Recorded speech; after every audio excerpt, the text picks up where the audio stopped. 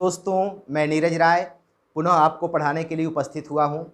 दोस्तों, मेरे क्लास में अभी दो ही चीज़ चलेगी, एक संविधान चलेगा और एक इतिहास चलेगा, और इसमें आपको कहीं से शिकायत नहीं मिलेगी। ठीक है, चाहे जो भी आप परीक्षा देते हो, आप अगर इतिहास हमसे पढ़ेंगे, संविधान पढ़ेंगे, तो दोनों में आप जो एग्जाम दें आपको कोई समस्या नहीं होगी।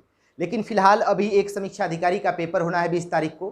कुछ लोगों ने हमको फ़ोन किया है कि वर्तनी के विषय में कुछ बता दें। एक चीज आप जान लें दोस्तों कि वर्तनी का कोई ऐसा नियम नहीं होता है कि जिसे आपको बता दिया जाए और आप उससे सही कर लें।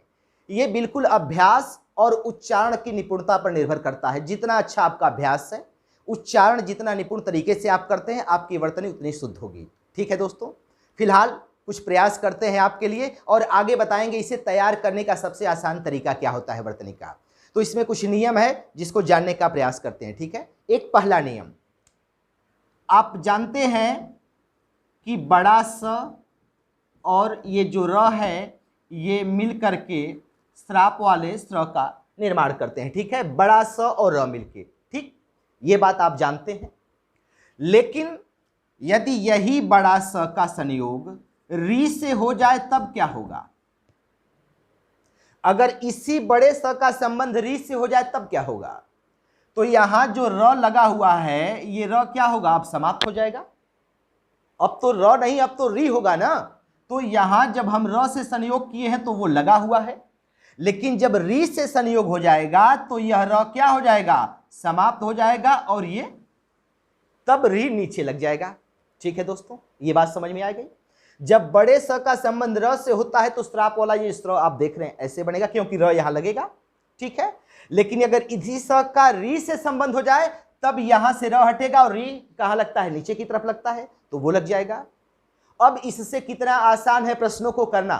ठीक है, जैसे आप देखें श्रृंग, श्रृंग में अब एक ही रहेगा नीचे। अब ये नीचे दो पाई नहीं रहेगी, एक ही पाई रहेगी, क्योंकि री लगा हुआ है। तो री जब लगेगा तो ये र हट जाएगा और क्या हो जाएगी? एक ही पाई रहेगी। ठीक है, श्रृंग, श्रृंगार, श्रृंगाल, श्रृंखला। अब जो भी ये शब्द बनेंगे जहां री की मात्रा बड़े स के साथ लगेगी, वहां पे ये नीचे केवल एक ही पाई रहेगी। एक नियम आप जान लें, चाहे जो भी है, आप ये तत्सम में भी आपका प्रयोग होगा। जैसे देता है कि सियार का तत्सम शब्द क्या होगा, तो आप लगाते हैं ना श्रृंगाल, और श्रृंगाल में भी दो नीचे दे देता है पाई, तो याद रखना है कि एक ही रहेगी, क्योंकि जब री की मात्रा लग जाएगी तो ये र और री किसी शब्द में एक साथ नहीं लगेंगे, एक ही लगेगा ना। अगर र लगा हुआ है तब तो ये ऐसे लगेगा, अगर री लगा हुआ है तो र हटेगा यहां से, ऐसे लगेगा। ठीक है दोस्तों, तो याद करने की आवश्यकता ही नहीं है। अगर री की मात्रा स के साथ लग जाए तो फिर इसकी कंडीशन ऐसे हो जाएगी, इस तरीके से। तब ये स्ट्रिंग ऐसे लिखेंगे, श्रृंगार ऐसे लिखेंगे, श्रृंगाल ऐसे लिखेंगे, और श्रृंखला ऐसे लिखेंगे। बात समझ में आ गई एक नियम। ठीक है, बड़े स का संबंध जब री से होता है तब ये। अब दूसरे नियम पे हम लोग आते हैं, सेकेंड नियम पे।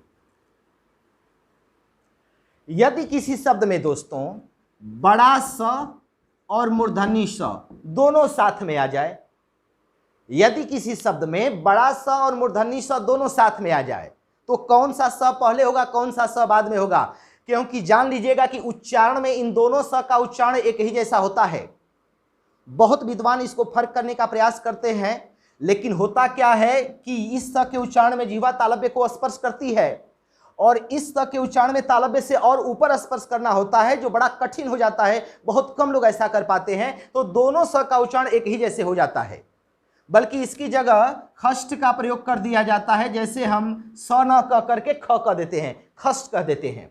ठीक है दोस्तों, तो जब दोनों का उच्चारण एक ही जैसे होगा तो हम कैसे पकड़ेंगे कि पहले कौन सा स होगा? ये बड़ा स होगा कि मूर्धन्य स होगा? तो ये जान लीजिएगा कि जब बड़ा स और मूर्धन्य स किसी शब्द में आ जाएं तो पहले बड़ा स होगा, बाद में मूर्धन्य स होगा। ठीक है, जैसे यहां देखिए मैंने लिखा विशेष, पहले बड़ा स बाद में मूर्धन्य स। मैंने लिखा आशीष, आशीष। ठीक है, मैंने लिखा श्रुषा, श्रुषा, इसमें भी मूर्धन्य स बाद में रहेगा। यहां बड़ा स है, जान लीजिएगा, यहां भी बड़ा स है, यहां भी बड़ा स है, ठीक है। यहां भी मूर्धन्य स बाद में होगा। विशेष लिखें, आशीष लिखें, श्रुषा लिखें, शीर्षक लिखें, शीर्षक। कोई भी जब आप शब्द लिखेंगे तो मूर्धन्य स बड़ा स के बाद आएगा। एक समस्या यह भी दूर हुई कि कभी भी बड़ा स और मूर्धन्य स एक शब्द में आ जाए तो पहले हम किस स का प्रयोग करते हैं, बड़ा स का, इसके बाद मूर्धन्य स का। यहां गलती नहीं होगी अगर इसे हम जान लिए तो। दो नियम हो गया दोस्तों। चलिए आगे बढ़ते हैं तीसरे नियम पे, थर्ड नियम पे आते हैं। यदि किसी शब्द में बड़ा स और छोटा स दोनों साथ में आ जाए तब क्या होगा? यदि किसी शब्द में बड़ा सा छोटा सा आ जाए तब हम क्या करेंगे? ठीक है दोस्तों, तो यदि किसी शब्द में बड़ा सा और छोटा सा दोनों साथ में आ जाए तो सदैव बड़ा सा पहले होगा, छोटा सा बाद में होगा। ठीक है, जैसे शासन, शासक, प्रशंसा, नृशंस, शास्त्र इत्यादि। ठीक है, यदि किसी शब्द में बड़ा सा और छोटा सा, ये बार बार हमको समस्या होती है दोस्तों, जब हम पढ़ते हैं तो बार बार समस्या होती है जब दो सा एक साथ आ जाएगा तो यदि वर्तनी में आ जाता है या लेखन कार्य में आ जाता है तो ये ख्याल रहे कि बड़ा सा पहले रहता है, छोटा सा बाद में रहता है। तो जैसे शासन, शासक, प्रशंसा, नृशंस, शास्त्र। ये बात स्पष्ट हो गई। तीन नियम स के विषय में स्पष्ट हो गए दोस्तों। ठीक है, फिर आगे बढ़ते हैं, लेकिन इसमें एक शर्त है। शर्त यह है कि यदि छोटा सा उपसर्ग के रूप में आ जाए, ठीक है, छोटा सा, ये इसको मिटाते हैं फिर आपको शर्त बताते हैं, चाहे इसको रहने दीजिए तब ज्यादा समझ में आएगा। कह रहा है कि यदि ये छोटा सा चाहे सम, ये दोनों उपसर्ग के रूप में भी आते हैं। ठीक है, यदि उपसर्ग के रूप में आ जाए, सु और सम उपसर्ग के रूप में आ जाएगा तब छोटा सा का प्रयोग होगा। किस कंडीशन में? जब उपसर्ग के रूप में आएगा। जैसे हमने लिखा शासन, इसी की जगह सुशासन कर दिए, सुशासन, तो सु क्या है? शासन में एक उपसर्ग लगा हुआ है तो यहां पे छोटा सा आ सकता है, सुशासन। ठीक है, यहां पे छोटा सा आ सकता है। बात समझ में आ गई? ठीक है, शासन में ये एक उपसर्ग लगा हुआ है तो ये छोटा सा हो जाएगा। ठीक है दोस्तों, चलिए आगे बढ़ते हैं। ऐसे ही सम है, मान लीजिए हमने लिख दिया, सॉरी, संशय, संशय। ठीक है, अब अगर इसका संधि विच्छेद करेंगे तो हो जाएगा समधन सय, समधन सय। तो सम उपसर्ग का प्रयोग इसमें हुआ है संशय में। ठीक है दोस्तों, तो यहां भी छोटा सा हो सकता है केवल उपसर्ग की कंडीशन में, वरना जो सामान्य शब्द है वहां बड़ा सा पहले रहेगा, छोटा सा बाद में रहेगा। यह बात समझ में आ गई? ठीक है दोस्तों, चलिए आगे बढ़ते हैं। अब देखते हैं इस स के विषय में कुछ और नियम। ठीक है दोस्तों, जो च वर्ण होता है, च वर्ण में क्या होता है? च, छ, ज, झ, इया, इसे क्या कहते हैं? च वर्ग कहते हैं। एक वर्ग में 5 वर्ण होते हैं, च वर्ग से पूर्व हमेशा बड़ा स आता है। यह भी एक नियम काम करता है कि च वर्ग के अगर वर्ण है तो इसके पहले हमेशा बड़ा स होता है। ठीक है, जैसे निश्चय, निश्चल, ठीक है, निशाचर, निशाचर। ठीक है, निश्चय, निश्चल, निशाचर, शौच, शौच। अब यहां देखें, ये च ही वर्ग का च है, ये छ है, मतलब इस वर्ग के पहले बड़ा स आता है। मतलब छोटा सा मूर्धन्य स नहीं होगा, क्या होगा? बड़ा स होगा। किस वर्ग से पहले? च वर्ग से पहले। यहां एक स का नियम हो गया। ठीक है, ज्यादा समस्या पहले स का नियम करता है, फिर छोटी ई बड़ी ई, छोटा उ बड़ा उ, तो इसको पहले समाप्त करते हैं। ठीक है दोस्तों, तो यहां एक बात समझ में आ गई। लेकिन इसमें भी एक शर्त है कि यदि उपसर्ग के रूप में इसका प्रयोग होगा तब यहां छोटा सा हो सकता है, उपसर्ग के रूप में प्रयोग होगा तब। ठीक है, जैसे संचय, संचय, संचालन, संचालन, संचय, संचालन। अब यहां भी च है, यहां भी च है, लेकिन यहां तो छोटा सा आ गया है क्योंकि यहां सम, ये उपसर्ग है, सम धन चय, संचालन को भी तोड़ेंगे तो समधन चालन हो जाएगा। ठीक है, तो यदि उपसर्ग का प्रयोग यहां पर भी होता है तो छोटे स का प्रयोग हो जाएगा, वरना शब्दों में क्या होगा, बड़ा स होगा। ठीक है, बात समझ में आई दोस्तों? इतना नियम एक हुआ स के ऊपर, और आगे एक नियम जानने का प्रयास करते हैं इसी स के ऊपर। ठीक है, जो ट वर्ण होता है, जैसे ट, ठ, ड, ढ, ड़, ये जो ट वर्ण होता है दोस्तों, इससे पहले सदैव मूर्धन्य स आएगा, छोटा स बड़ा स नहीं आएगा। इससे पहले कौन सा स आता है, मूर्धन्य स आता है। ठीक है, जैसे इससे पहले हमेशा ये वाला स रहेगा। ठीक है, जैसे षोडश, ठीक है, षडानन, खष्ट, ठीक है, दृष्टि, दृष्टि, कृष्ण, विष्णु, विष्णु, चाहे आधा मूर्धन्य स हो चाहे बड़ा मूर्धन्य स हो। ठीक है, चाहे आधा मूर्धन्य स यहां लगा हुआ है चाहे बड़ा हो, मतलब ये जो ट है, ये ड है, ये किस वर्ण के, इस वर्ण के हैं, तो इससे पहले जो स आएगा वो कौन सा स होगा, मूर्धन्य स होगा। ठीक है दोस्तों, इससे पहले कौन सा स होगा, मूर्धन्य स होगा। ठीक है, बात समझ में आई? अब आगे बढ़ने का प्रयास करते हैं। ये स के विषय में हो गया। अब कुछ चीजें जानिएगा, जैसे अंग, इय, ड़ और मूर्धन्य स, इनका प्रयोग संस्कृत के तत्सम शब्दों में होता है। अंग, इय, ड़ और मूर्धन्य स का प्रयोग संस्कृत के तत्सम शब्दों में होता है, अर्थात किसी शब्द में ये दिए गए हैं, किसी शब्द में ये दिए गए हैं, तो अधिकांश ये अवसर होगा कि वो शब्द क्या हो, तत्सम हो। ठीक है, और जब तत्सम होगा तो शब्द क्या होगा, शुद्ध होगा। ठीक है, ये जो इया, अंग, इया, ड़ और स, इनका प्रयोग किस में होता है, संस्कृत के तत्सम शब्दों में होता है। ठीक है, तो अधिकांश चांस रहेगा कि अगर ये किसी शब्द में आए हुए हैं तो वो शब्द शुद्ध हो। ठीक है, ये बात समझ में आ गई दोस्तों? चलिए आगे बढ़ते हैं। एक साथ दो महाप्राण ध्वनियां नहीं प्रयोग होती है, एक साथ दो महाप्राण ध्वनियां नहीं प्रयोग होती हैं। ठीक है, अगला नियम, जैसे महाप्राण अल्पप्राण क्या होता है जानते हैं? जैसे अल्पप्राण होता है पहला, तीसरा, पांचवा प्लस य, र, ल, व। महाप्राण होता है दूसरा, चौथा, बड़ा स, छोटा स, मूर्धन्य स, ह। ठीक है, जैसे ये 4 जो होता है और ये 4 और 135 और 24, ये अल्पप्राण और महाप्राण ध्वनियां हैं। ठीक है, जैसे एक मैंने लिख दिया क, ख, ग, घ, अंग, इसको थोड़ा सा जान लीजिएगा। ठीक, क, ख, ग, घ, अंग लिखे हैं। ठीक है दोस्तों, अब ये जो क, ख, ग, घ, अंग है, ठीक है, अब अगर ये पहला है, ये दूसरा है, ये तीसरा है, ये चौथा है, ये पांचवा है, तो अल्प प्राण कर रहा है कि पहला, तीसरा, पांचवा, पहला, तीसरा, पांचवा, ये अल्प प्राण हो गया।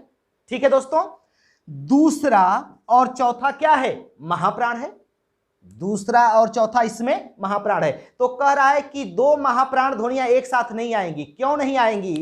क्योंकि महाप्राण अल्प प्राण की परिभाषा क्या है, नाम से ही स्पष्ट है। अल्प प्राण का मतलब कि किसी वर्ण के उच्चारण में प्राण की मात्रा कम लगती हो, वायु की मात्रा कम लगती हो। महाप्राण का मतलब होता है कि किसी वर्ण के उच्चारण में प्राण की मात्रा या वायु की मात्रा अधिक लगती हो। अगर दो हम महाप्राण ध्वनियां कर देंगे तो एक को उच्चारण करने के लिए प्राण की मात्रा अधिक लग रही है, तो तुरंत हम और अधिक प्राण की मात्रा उत्पन्न नहीं कर सकते हैं। इसलिए जहां एक महाप्राण वर्ण आता है उसके साथ उसी वर्ग के अल्प प्राण का योग होता है, दोनों महाप्राण नहीं होगा। जैसे यहां मैं लिख रहा हूं, देखिए मक्खन मैं लिखा हूं, तो ये ख दूसरा है, ख दूसरा है तो ये महाप्राण हो गया। दूसरा और चौथा क्या होता है, महाप्राण होता है। ठीक है, तो ख क्या है, महाप्राण है। अब इसको ऐसे नहीं लिख सकते हैं मक्खन, दोनों ख का प्रयोग नहीं कर सकते हैं क्योंकि दोनों महाप्राण हो जाएगा। तो एक अल्प प्राण होगा और एक महाप्राण उसी वर्ग का। ठीक है, बात समझ में आई दोस्तों?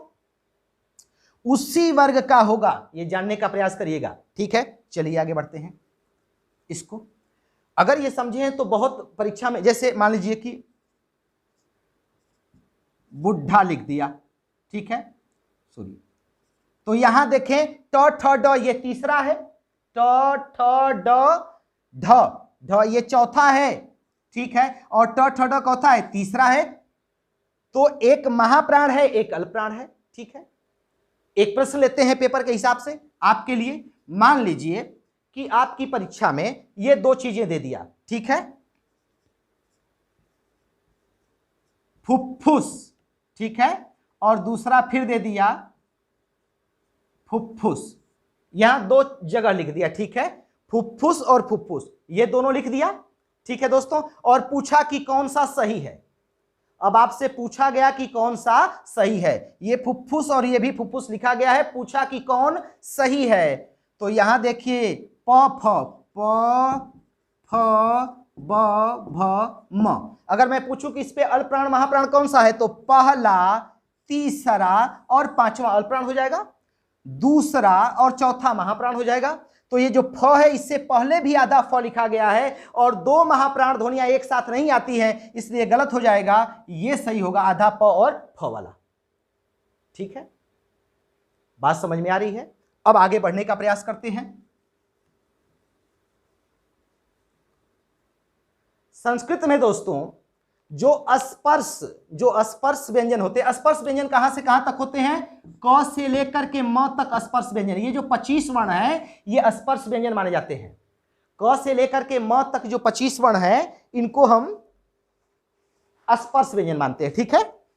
जैसे क ख ग घ अंग, च छ ज झ इ आ, ट ठ ड ढ प फ ब भ म त थ द ध न। तो ये जो म तक है, क से म तक है, ये स्पर्श व्यंजन है दोस्तों। कहां से कहां तक, क से लेकर के म तक, ठीक है। ये 25 वर्ण है। कहा गया है कि इसमें जो है इनकी नासिक की ध्वनि को लिए इनकी पंचम ध्वनि का प्रयोग किया जाता है। अनुस्वार का प्रयोग संस्कृत में नहीं किया जाता है, लेकिन हिंदी में इसके जगह अनुस्वार का प्रयोग किया जाता है। जैसे मान लीजिए मैंने लिखा संगम, संगम, ठीक है, यह हिंदी में संगम मान्य हो जाएगा, संगम। लेकिन अगर इसका संस्कृत में शुद्ध रूप क्या होगा, संगम, ठीक है। क ख ग, ग की पंचम ध्वनि क्या है, अंग, तब यहां अंगा लिया जाएगा, संगम, ये, ठीक है। तो पंचम, तो इस प्रकार से भी शब्द लिखे जाते हैं, थोड़ा सा ध्यान दीजिएगा, ठीक है दोस्तों। चलिए आते हैं, कुछ और आपको बताने का प्रयास करते हैं, आगे बढ़ते हैं। तो कुछ और जानने का प्रयास करते हैं मात्रा के विषय में। जैसे मान लीजिए कि हम कमल यहां लिख दिए, कमल, ठीक है।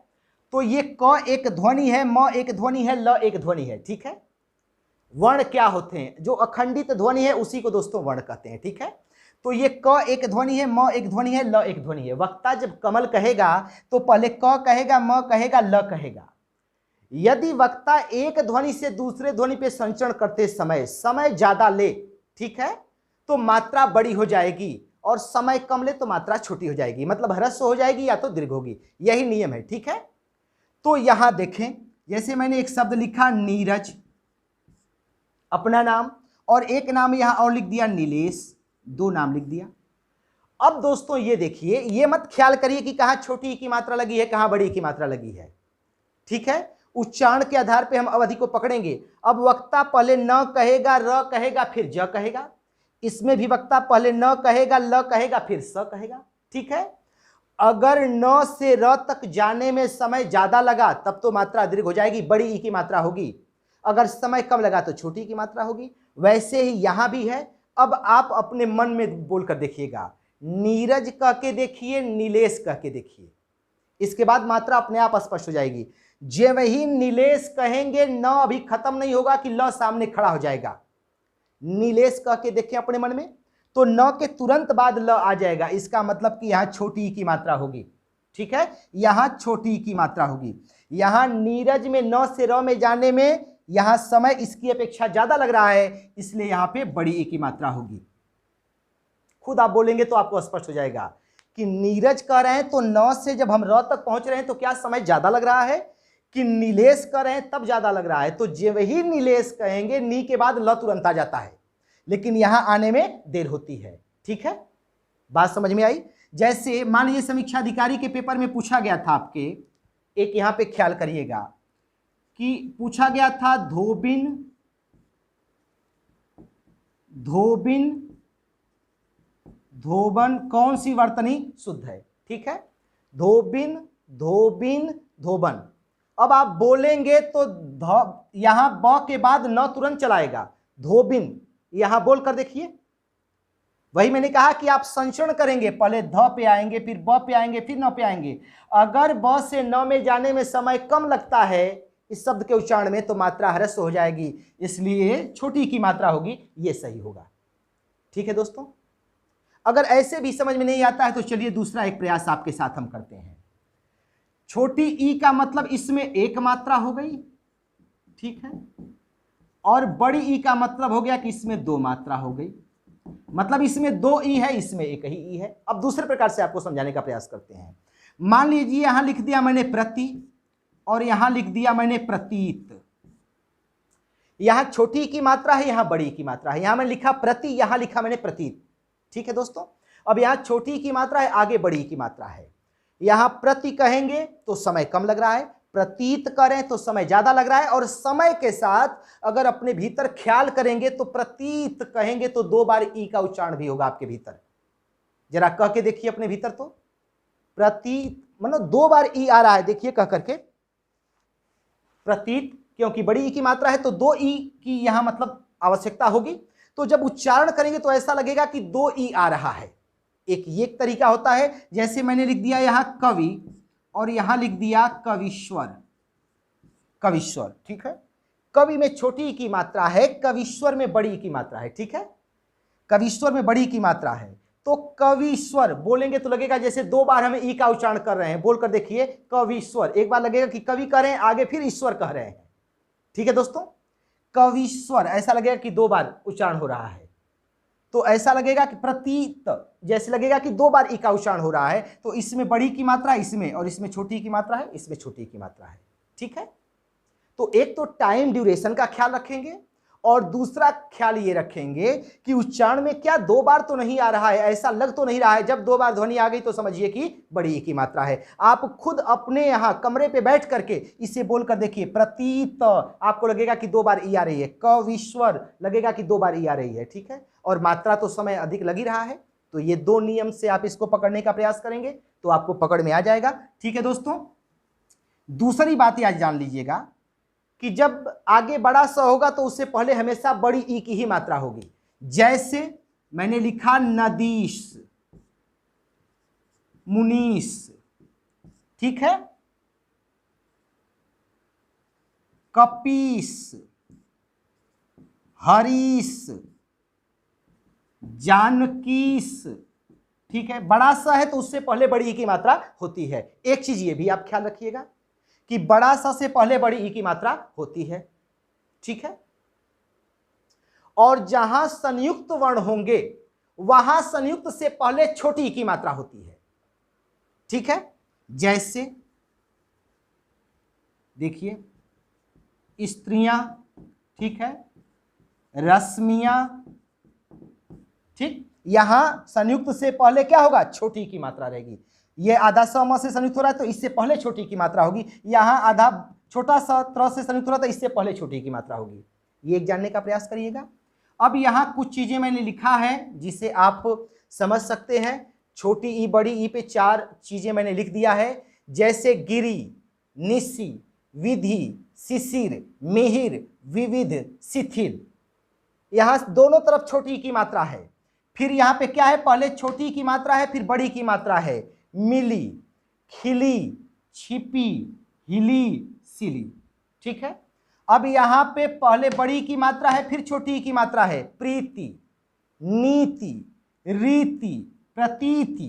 ठीक है, यहां दोनों बड़ी की मात्रा है। चीनी, नीली, पीली, सजीली, रंगीली, सुरीली, बतीसी। अगर ये चारों चीज आप लिख करके एक बार उच्चारण करें तो आपको फर्क नजर में आ जाएगा कि कहां छोटी कहां बड़ा ई की मात्रा लगेगी। मैंने चारों रूप बना दिया है, दोनों छोटी ई, ठीक है, छोटी ई बड़ी ई, बड़ी ई छोटी ई, बड़ी ई बड़ी ई। ठीक है, अब ये शब्द अगर एक साथ लिखकर आप उच्चारण करेंगे तो उच्चारण के द्वारा आप पकड़ सकते हैं कि कैसे ये अलग अलग हो रहा है। ठीक है, ये चीज है। अब आते हैं ऊ की मात्रा पे दोस्तों। अब ऊ की मात्रा में देखिएगा, ये अगर घुंडी के साथ र है तो ये बड़ा ऊ की मात्रा है, अगर ऐसे लगाते हैं तो ये छोटा ऊ की मात्रा है। ये देखिएगा र पे अगर घुंडी के साथ है तो बड़ा ऊ की मात्रा है, ऐसे ये छोटा ऊ की मात्रा है। ठीक है, तो गुरु, पुरु, उरु, रुपया, इनमें क्या होगा, ये छोटा ऊ की मात्रा होती है, गुरु में, पुरु में, उरु में, रुपया में। ठीक है, फिर देखिए मैं लिखा हूं कुसुम, मुमुक्षु, ये सब छोटा ऊ की मात्रा से प्रयोग है, इसमें कहीं बड़ा ऊ की मात्रा का प्रयोग नहीं है। लेकिन यहां मैं लिखा हूं शुरू, तो र में घुंडी के डाला हूं मैं ऊ की मात्रा पे, तो छोटा ऊ बड़ा ऊ।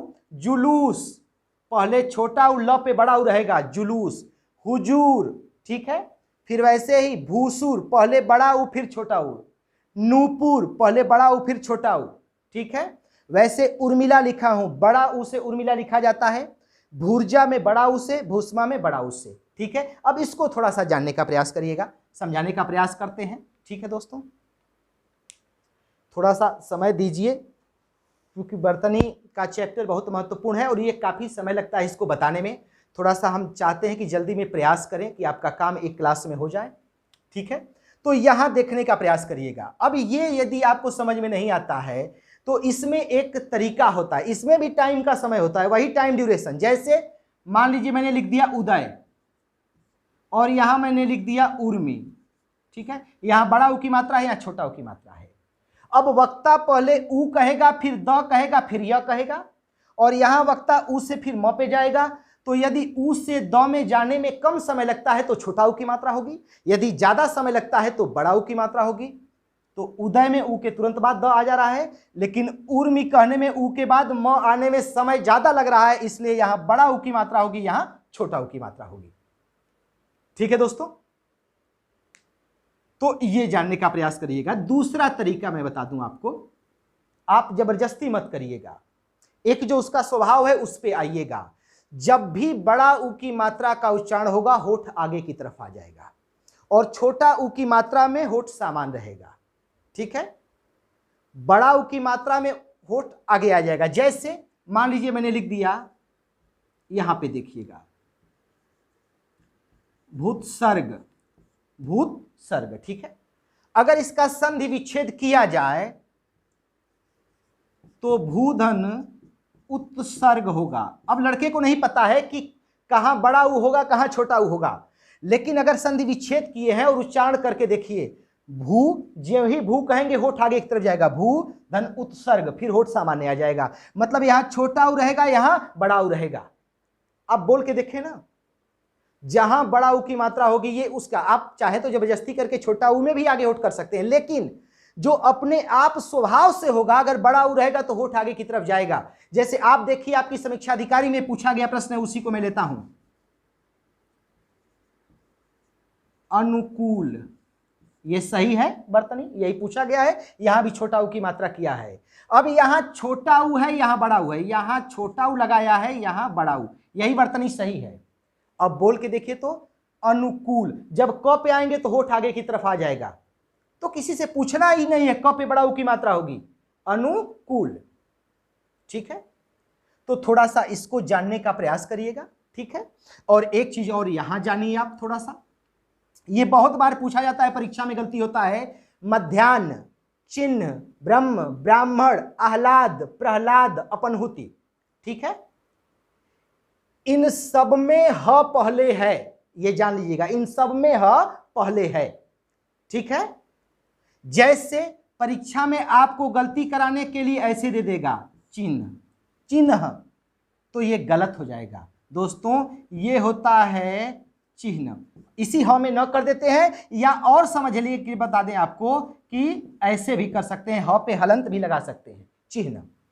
ठीक है, तो इसमें क्या है, मध्याह्न, चिन्ह, ब्रह्म, ब्राह्मण, आह्लाद। वैसे ही आह्लाद को भी गलती कराने के लिए क्या कर देगा, आह्लाद कर देगा ये, और क्या कह रहा है, आह्लाद, प्रहलाद, अपनहुति। तो यहां ख्याल करिएगा कि सब में ह पहले है।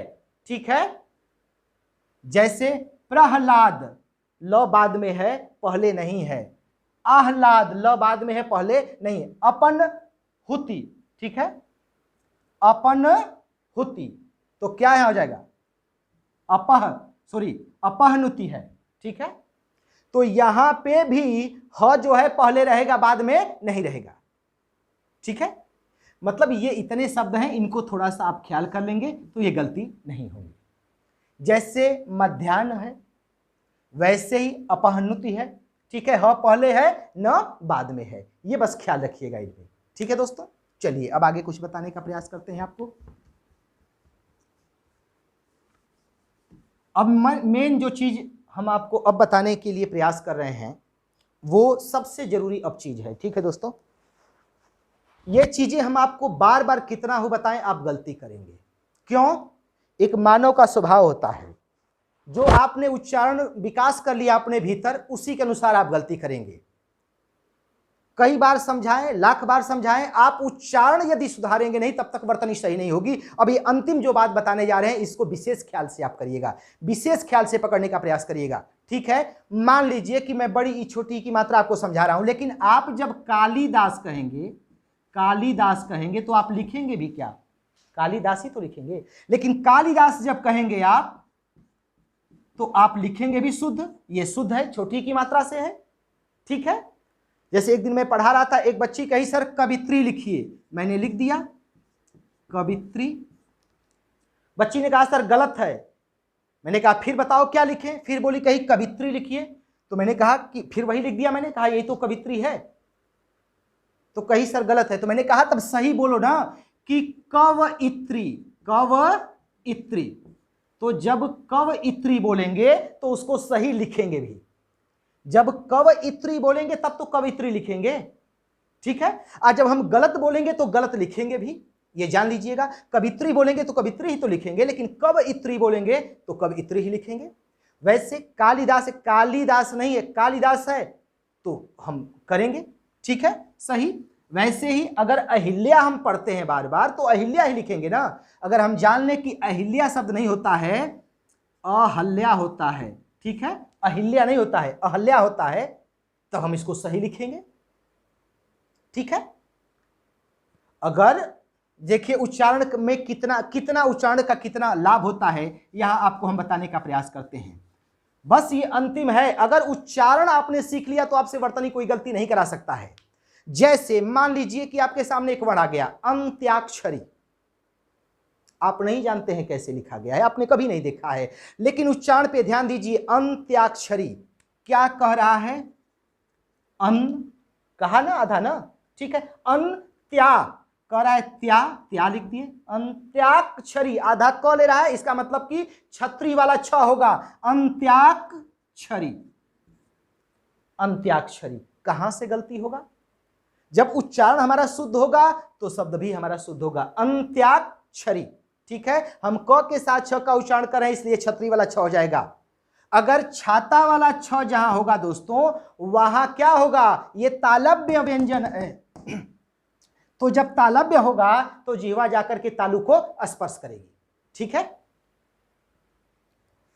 तो और उच्चारण पे आते हैं, आपको समझाने का प्रयास करते हैं, थोड़ा सा यहां देखिएगा। ठीक है, मान लीजिए कि आपके पेपर हाल में दे दिया ए। ठीक है, समुज्ज्वल, समुज्ज्वल। बी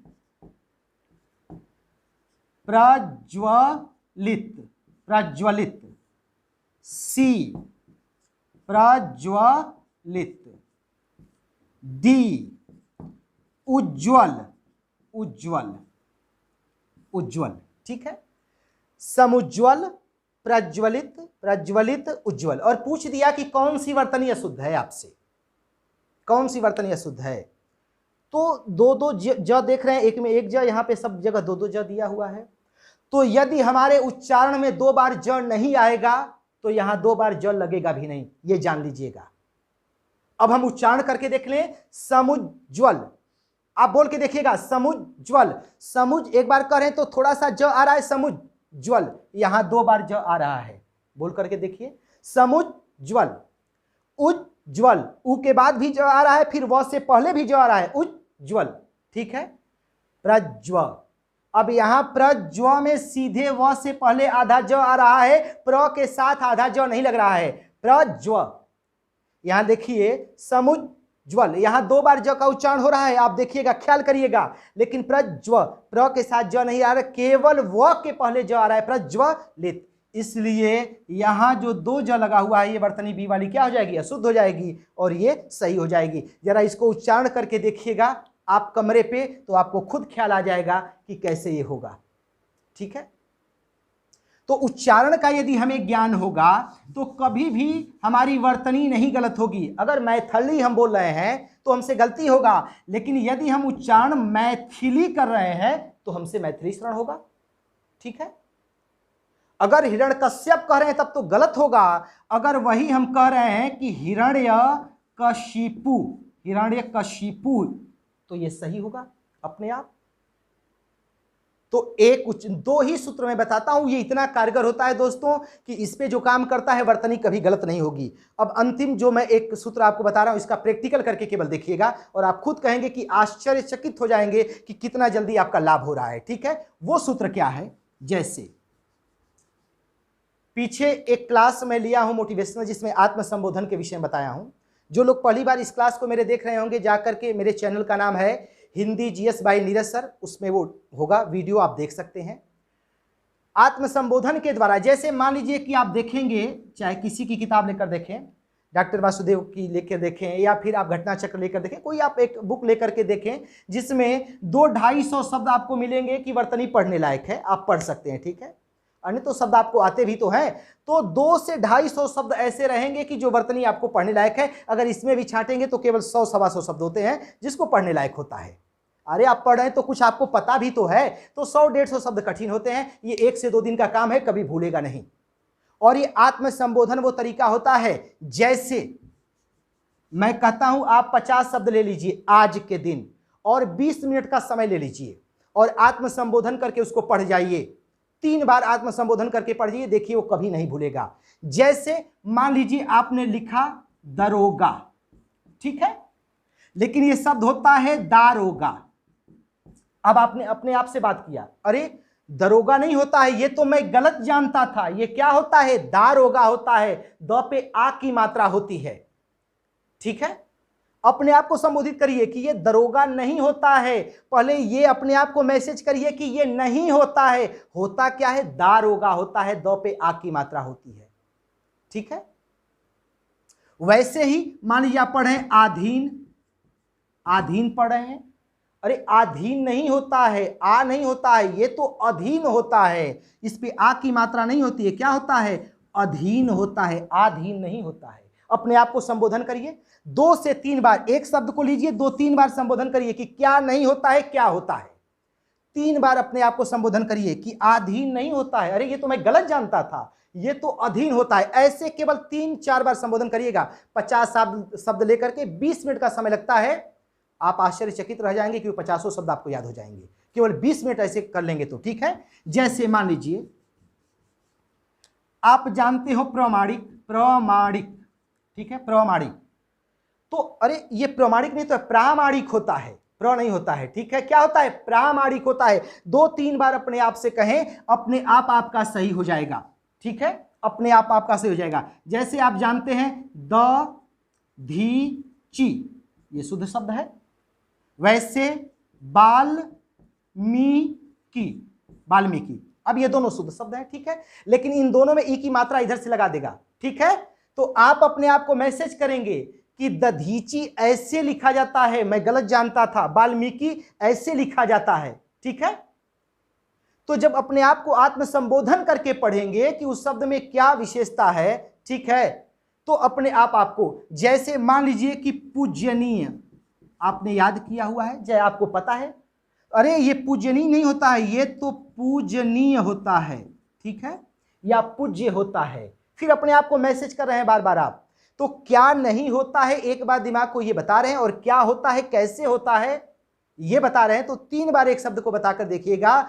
ये 20 मिनट 50 शब्दों को लेकर ऐसे एक बार पढ़िएगा जैसे मैं कह रहा हूं कि उसमें आ की मात्रा है कि नहीं है, क्या है। यह जब पूरा तोड़ करके अपने दिमाग को मैसेज कर देंगे तो पूरी की पूरी वर्तनी 1 से 2 दिन में वो 1.5-2 वर्तनी आपकी तैयार हो जाएगी दोस्तों। ठीक है, हालांकि इसमें समय ज़्यादा लगता है इसको बताने में। मैंने एक क्लास में थोड़ा सा प्रयास किया है आपको बताने का। तो अगर अच्छा लगेगा तो इसे लाइक और शेयर करिएगा दोस्तों। धन्यवाद।